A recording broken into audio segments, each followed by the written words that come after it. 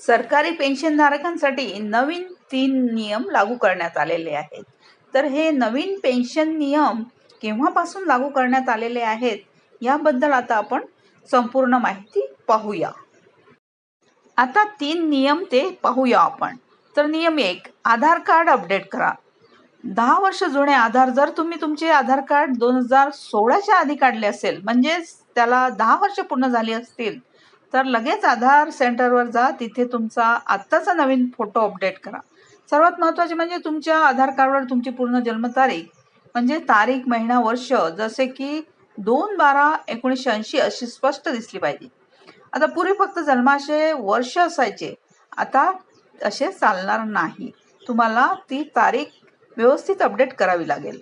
नियम 2, mobile number linking. म्हणजेच अनेकदा काय होते, पेन्शन एका खात्यात येते, बँकेला दुसराच नंबर लिंक असतो आणि आधार कार्डला तिसराच नंबर असतो. असे चालणार नाही. ज्या बँकेत तुमची पेन्शन येते त्याच बँक खात्याला आणि तुमच्या आधार कार्डला एकच चालू मोबाईल नंबर लिंक असणे अनिवार्य आहे. त्यामुळे प्रत्येक व्यवहाराचा मेसेज तुम्हाला लगेच मिळेल. आता नियम 3, लाईफ सर्टिफिकेट म्हणजेच जीवन प्रमाणपत्र तपासणी. तुम्ही म्हणाल आम्ही तर नोव्हेंबरमध्ये लाईफ सर्टिफिकेट दिले आहे, मग आता काय? तर सरकारने खोट्या जीवन प्रमाणपत्रांविरोधात मोठी मोहीम सुरू केली आहे. काही ठिकाणी व्यक्ती हयात नसतानाही चुकीच्या मार्गाने पेन्शन लाटली जात असल्याचे समोर आले आहे. म्हणून बँक तर ज्येष्ठ नागरिकांसाठी गुड न्यूज आहे. या कडक नियमांसोबतच एक आनंदाची बातमी सुद्धा सूत्रांकडून मिळत आहे. बँकेमध्ये पेन्शन काढताना ज्येष्ठ नागरिकांना तासनतास रांगेत उभे राहावे लागते.